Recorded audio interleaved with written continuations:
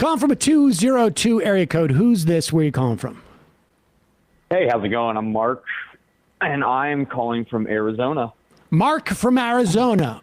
What's on your mind, Mark? Yes. So I've actually been listening to your guys' show for a while, and one of my buddies got me to you.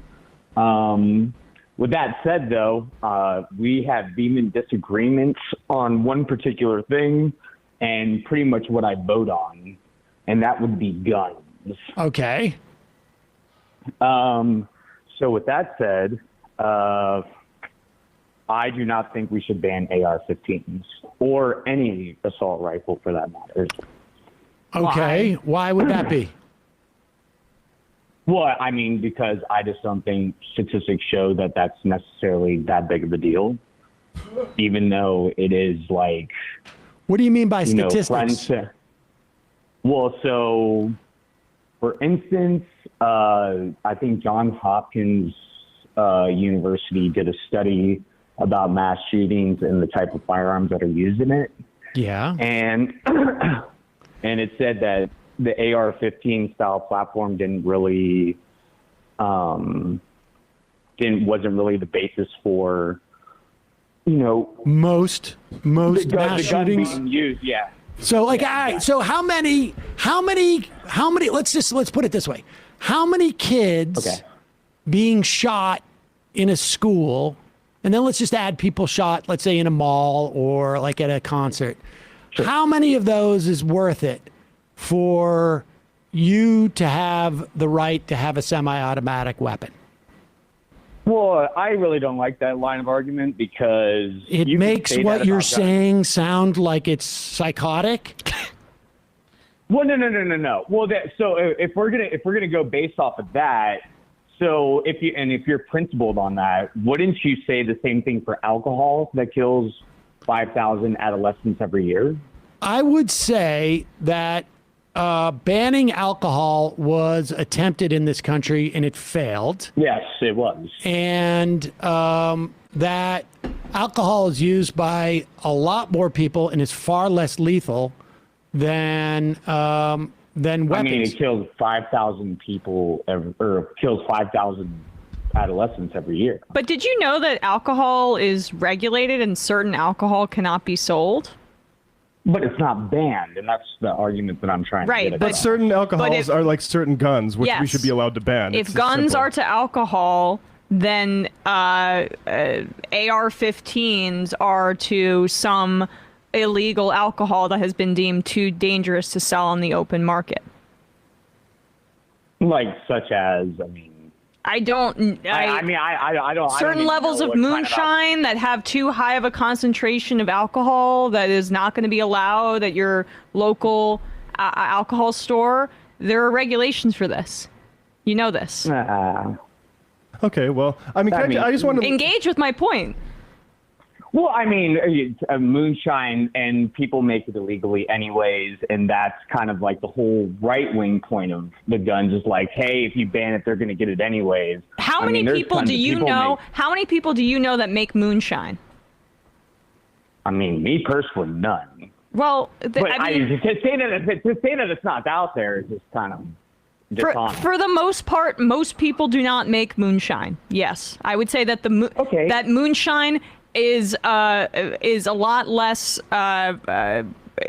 Moonshine was made during Prohibition because people were unable to access alcohol. It's a whole different situation. But can I just read? These are like, you say a lot of like these. You did a study that shows like a lot of these shootings aren't related to the AR-15, and I know we have a lot of gun violence in this country that is like handguns and stuff like that. But get like Stoneman Douglas High School, 17 people dead. That's 2018. Las Vegas shooter, 58 people. 58 people. Yeah. Sutherland Spring. Would that have been possible if we were, say, limiting the capacity of magazines? Well, and that's not even my argument. I'm not saying limiting or like putting more regulation. I am saying banning. Okay. What is the value of society? Because really it comes down to we make a decision, right? As a society. Wait, hold on. Let me finish this. Hold on. Okay, sorry. Well, you can get to the freedom thing in a second. But we make a decision in this country, right? approximately 5,000 underage drinkers, for whom it's illegal, let's say, to have drinks, to consume alcohol, die of alcohol poisoning because they get a hold of it, right? I mean, this is a problem with everything, frankly, but I mean, let's just stick with alcohol. The question is, at that point, is just broadly speaking, society makes a choice, right? I mean, society makes a choice in terms of alcohol. If there was not enough people who wanted access to alcohol in this country, then they would see that cost associated with underage drinking to be sufficient enough to attempt to ban it. Right? I mean, we know that. No, absolutely. We saw it during Prohibition. That's basically what it came down to. It wasn't necessarily they were concerned about underage drinking, although I imagine that was part of it. But it was, broadly speaking, they were just concerned about people getting drunk. They didn't want people to get drunk. They didn't want people to drink. And society reacted to it.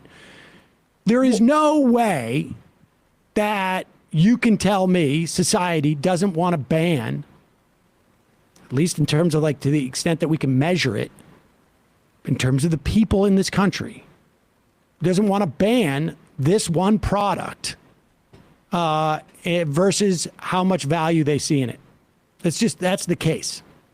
So if you don't accept that, if you don't accept that there's a difference between kids who make a bad decision and drink alcohol and end up killing themselves because that product exists in the world versus kids who die because by no decision of their own, they just went to school. And if you deny the terror aspect of it, right? Because my kids don't have to go to school and go through a traumatizing lockdown because of alcohol. So the cost is not just the deaths of kids. It's also what it does to society.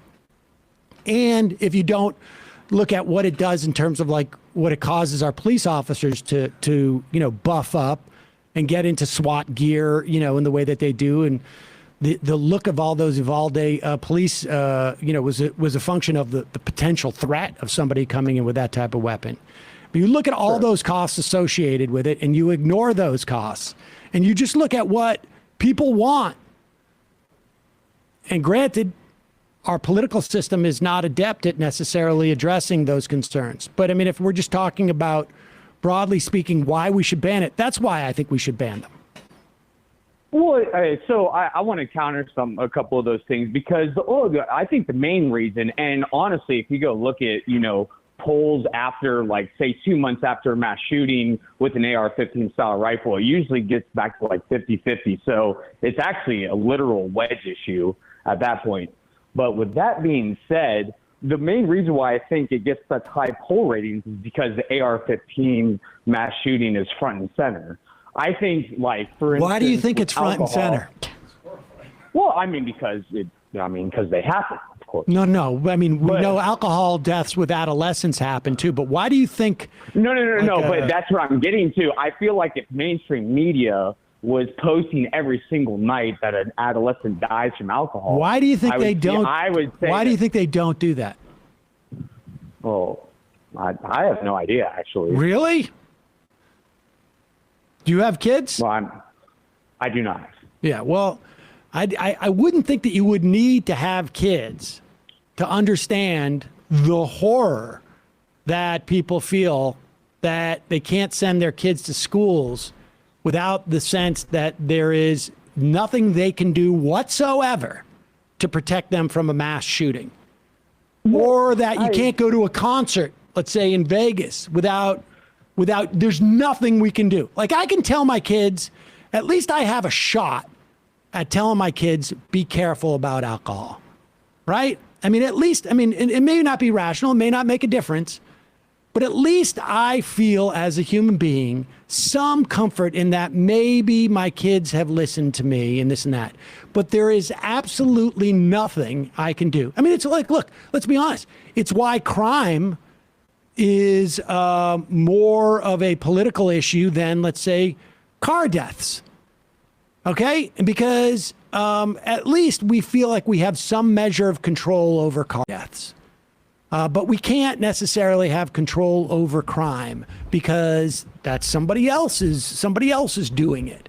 And so there's a reason why it's people, gets more attention in the news because it's considered more horrific. Well, and it terrorizes people in a way that teen drinking does not. Yeah, because guns, when you are using a gun as opposed to using alcohol, we have regulations on what you can do. You can't operate machinery, you can't drive when you're drunk. But if we don't have sufficient regulations for guns, too, guns are designed to kill other people. Alcohol you can consume in moderation, and that's why we have those regulations for how much alcohol can be in hard liquor, for example. Because it's not meant, because we don't want people to die. And let's be clear. We're also hold on. I don't think that argument. I don't think that argument necessarily means ban things. You're just saying regulation. Okay. Well, you're saying we're not talking about banning guns. We're talking about regulating which guns can be produced. Now, but hold on for a second. Society has gone about as far as it could without an outright ban on alcohol. In terms of preventing that thing. There are, we accept car deaths too, right? We decide sort of somewhat arbitrarily 55, maybe. It's not totally arbitrary. There's some data that suggests that like productivity and efficiency and least amount of deaths, and that's it. But AR-15s, that to me is like, it's one thing you call in and say like, we shouldn't ban guns totally because we won't have the ability to hunt, and some people actually need it for their food. You'd have a stronger argument, I think, with people. But let me ask you this. Why should we ban, let's say, bazookas? Well, we don't ban bazookas. We don't? We don't. It's regulated. It's regulated. The 1933 National Firearms I think we can agree. Then I think we can agree that what about we just ban AR-15s the way that we regulate AR-15s in the way that we regulate bazookas? How about that? I mean, if that's what it had to be, sure. Okay, we'll take it. Glad we could come together. Yeah, I've even said on the feral hogs thing, the government should be able to issue the dozen people that need a feral hog gun. Yeah, I mean, if you got a problem with feral hogs, you go down to the local sheriff's department, Game and Fish. You get your license, and you go shoot your feral hogs if that's what you really you need to do. I mean, we have fishing licenses for God's sakes. And I think people you go to the Cape, you can't go just take a clam. You could walk out to the beach and you dig your foot around and you pull a clam out, but you can't. If you fill a bucket full of clams and a gaming guy catches you, you get fined. I mean, you don't see any of those fishermen crying about their freedoms. This is a role for the state. If we are going to have guns, you should have a very close relationship with the Game and Fish Department, closer than you have with the DMV for driving. When was the last time someone invaded a classroom and forced 15 kids to drink until they died of alcohol poisoning, says Walking the Ocean. Can you ask the caller if restrictive access to alcohol was removed and alcohol was more readily available? Does this 5K go up or down? Well, I think that's a good point. I'll never forget traumatizing news story when 13-year-old drank a 6-pack of beer and 21 people died, says Guzzling Cedar. Aye. Yeah, I knew that was inevitable. Is that a crazy idea? You basically can make your own moonshine, modify your own car, but it's obviously limited to the people with knowledge and skill. Being able to buy a weapon of mass murder with no skill or knowledge, these single-issue ammosexuals take it to a fanatical level. And making moonshine would be a lot more complicated or less complicated than manufacturing an AR-15 from scratch. Statistics say it's not worth banning. Quote, what the statistics be to make it worth banning? Well, you shouldn't bring in statistics, Sam. This guy should be banning from using statistics. It's a really dumb comparison to compare alcohol and guns. Alcohol prohibition is dumb because its enforcement's near impossible. It's still made in prisons today. Prohibiting guns is outrageously easy because only a few manufacturers have the ability to make them. Yes. You also don't have some disgruntled incel going to schools with funnels and jugs of Everclear, says North Dakota Llama. Anyone else suspect when the NRA got into legal trouble in New York, gun manufacturers had some money freed up that they started spreading around to the left, says Glass-Steagall. Schools also spend a considerable time reinforcing that they should not drink and drive, says Militant Apathy. Mental hoops this guy is going through to justify himself that he likes his guns, doesn't like that other people think that maybe they're bad, says Alex4J5. Also, F this dumbass caller about the guns, says Raccoon Alligator.